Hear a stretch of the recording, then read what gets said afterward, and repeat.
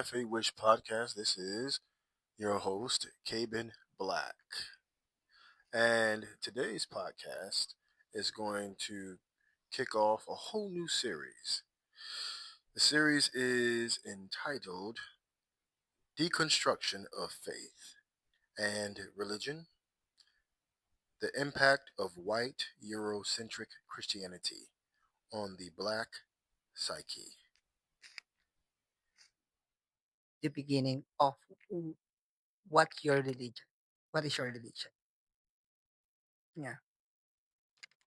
Do you have any additional information?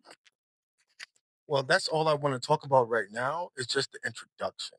If you have any questions, I would love for us just to have a conversation for this podcast moving forward if you want, or I can just keep just talking. Yeah. I have this question in my mind. Um, since you said that you were a religious person, how does deconstruction of faith and religion give confusion to a person like you who's not that religious right now? So, if I'm understanding what the question is, when I was younger, I was extremely religious. Um, and most people are who are in some type of religion. They are religious. I mean, it's not uncommon for people to be religious who have a religion. I mean, that's just it goes hand in hand, you know. Um, but in my religiosity, I avoided certain reality questions. What questions did I avoid? Well, I avoided why do I believe in white Jesus? Where did I even come from? Where did this concept of Jesus being white even come from? Right? Didn't question that. I avoided questions as slavery. I avoided because my devotion to the religion, I overturned the slightest thought or question that I had. But here's the caveat. I've always asked why. I always thought differently, right? But I had to fight against all of those thinking points growing up of why this, why that, so I can be devoted to what I was doing. And a part of my devotion was ignoring African spirituality, ignoring colonization, ignoring slavery, and ignoring the atrocities of slavery, ignoring the trauma that slavery has done on my black, beautiful people globally, ignoring why is my last name? Where did that last name come from? And I questioned these type of things and I did a little research, but I avoided a lot of those questions. And whatever questions I did have growing up, I distinguished them. I not distinguished them. I quenched those questions. I put those fire questions out. I did not let my light shine. Growing up in America, there's a song that every black boy, black girl, black woman, black man knows. Minister, whoever. This little light of mine, I'm gonna let it shine. Oh, everywhere I go, I'm gonna let it shine. Jesus gave it to me. I'm gonna let it shine. Let it shine. Let it shine. Let it shine. Oh, this little light of I didn't allow that little light of mine to shine because my devotion, I believe that my devotion was rooted in the fact that white Jesus was my savior. White Jesus is going to come back and set it straight. White Jesus and white angels are going to fix all my problems. But I gotta die first before that can happen. You see how crazy that is? You need to die first and have this salvation. So whatever I need fixing, don't worry about fixing in this life, because Jesus gonna fix it when he come back. And if I'm not here when he back, when we die, hallelujah, by and by, I'm gonna fly away, and Jesus gonna fix it. Certain things can't be healed in this life, and certain things we gotta work on. We gotta let Jesus just fix. White Jesus just fix. You see how crazy this is? There was no practical, every practical thing I subverted, I ignored because my devotion, I believed that every aspect of my life had to be devoted to this white man named White Jesus. And with these white angels and with these white people who were who were the creators of civilization, the saviors of the world, the children of God. As because of them, life and humanity was saved, and we were brought out of the dark ages and out of the craziness of the past. You see how crazy this is to think this way? That's why deconstruction of faith and religion is the topic. I said earlier that everyone's talking about faith and religion, but not in this way. Mm. People are talking about it in somewhat of this way, in this fashion, but it doesn't have a megaphone. The loudest voices who are talking about faith and religion in this regard are not talking about the breakdown of slavery and the impact that white Eurocentric Christianity, not Christianity, white Eurocentric Christianity, the impact of white Eurocentric Christianity has had in and on the black mind and the black psyche.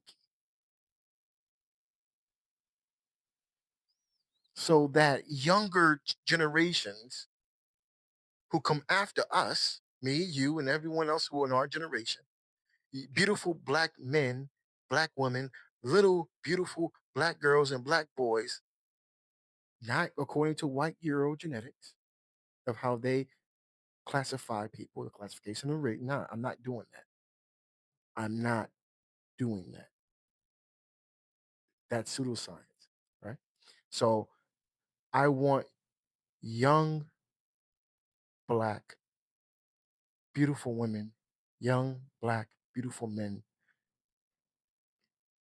This topic, this series is for them.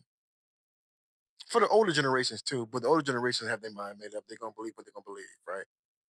No, that's not all of them. Some of them are going to be like, yeah, you know what? Some of them are already doing this work. What I'm saying, or this type of work, what I'm saying, this critical work, as so many others are doing this type of critical work, I'm putting my brick in. And I want this to have a megaphone so that the generations that come after you and I, and after this generation that we're in, can grow up with the understanding of how we got here in faith and religion, and why does the Black American church focus so much on white Jesus, white angels, and a white God? Why does Asian world, who are quote unquote yellow or brown people, but genetically are black, the indigenous definitely are black, they're called negritos, right? For those who don't know, the indigenous Asians are called black. No matter what part of Asia you go to, the indigenous Asians are referred to as black, as Negro, Negrito, Moreno. Moreno is another word for brown or black or dark brown, which is chocolate, which is black. I digress. But the point being is that why are Asians believing in a white Jesus, a white God, right? Where did that come from? They ain't just pop out of white Jesus didn't pop out of the ground. There you go. Came from colonization. So why do South Americans believe in a white Jesus? Like why do they still hold it? I want young men and young women, young beautiful girls, young beautiful boys to have the confidence to know that they don't have to believe that anymore. They can let go. They're not on the plantation anymore. Their minds are not on the plantation and they don't have to be. They can deconstruct that. And if they choose to believe in that, fine, that's on them. But it's not because they're not aware of what happened. If they learn all that it is to know and they still say, "Give me that white Jesus," then you know what? They're sick and I'm going to let them be sick. They got that Stockholm syndrome, I'm going to let them keep that. They got that mental illness. I like to call it, here's a term I use. It's called post slavery stress disorder. There's a positive and a negative. It comes from my study, right? Everything I talk about in my podcast is coming from my study. There's a mega narrative study that I have, okay? It's called the Kemetic Shemitic hypothesis. That's the mega narrative of my study, my research. Then it can be broken down into different parts. One of the parts is what we're talking about right now. Every topic, a black like me, that's a portion of the study. Another portion of the study is faith, fear, and frontier. Another portion of the study is white folks and their movies. How white Euro people use movies, entertainment, media, and have done so since the 13th century. All forms of multimedia arts.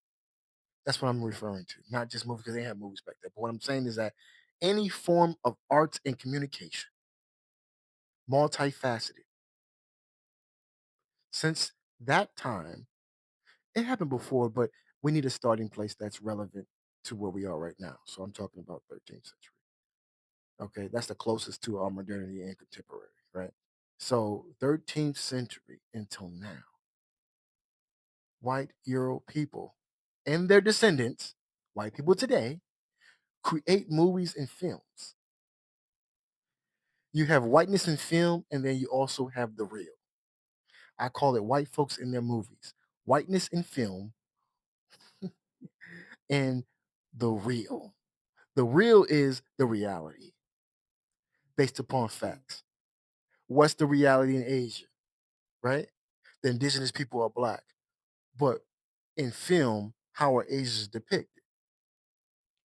And they always have this, artists, actors, and actresses who have, a brighter skin. And they always put those who have a darker skin in, sometimes a villain or villain. The villain is the counter, the the bad guy on the film. It's either like that. Yeah, so even if you look at any movies, I guarantee anywhere in Asia, any movie, you look at the people and then you watch the movies and you were like, these aren't the people. And what I mean by the people, I'm not talking about people, I'm talking about the indigenous. When you look at the indigenous people and then you look at the films, you say, who this be? Who this? From Hollywood. something like that, because they have, especially here in the Philippines, you will not be an actor or an actress unless you have a bride. So, like I said, when you look at white folks in their movies, right? And when I say that, well, someone may say, well, in Africa or in Asia or in Europe, Australia, in South America or in America, a lot of these people are this, and this. Don't get it twisted. Just because someone's signing a check and their name is Chan or their name is Santiago or their name is I don't know Patal, don't get it twisted. Where is the money coming from? Follow the paper, follow the trail. Who is signing these things that's above those people? Who's making these decisions on who's going to get represented and not? It don't happen by accident. This is what I'm saying. Deconstruction. So going back to another point of my comedic Semitic hypothesis is what we're talking about. This topic right here. Deconstruction of faith and religion. The impact of white Eurocentric Christianity in the black psyche. So much more to evolve and develop from this point.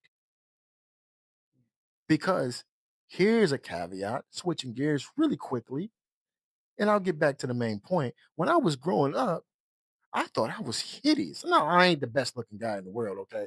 Let's not get that twisted. I'm all right. But I thought that I was ogre ugly. I thought I was what you call the hunchback of Notre Dame ugly. I thought I was hit. No, That's too much. Like, you were like thinking when you were young that you are like a hunchback of Notre Dame. and I was a very beautiful kid, a very beautiful teenager, very beautiful young 20 something, very beautiful, handsome 30-year-old man. But because of my devotion to white Jesus and to the colonized mind. Now, here's something that is worth talking about, right? In connection to what I'm saying.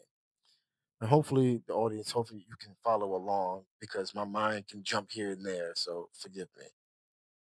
But what the reality is that white Euro standards of beauty has always been that way since the 13th century, and especially since colonization and post-colonization, modernity and contemporary times, right? That impacts how people feel about themselves. And people can be strong or play strong all they want. And sometimes it's a survival thing, post slavery stress disorder. And a positive thing of post slavery stress disorder is the resiliency to be able to survive the will to keep moving, right? After you've gone, you or your people have gone through some traumatic things.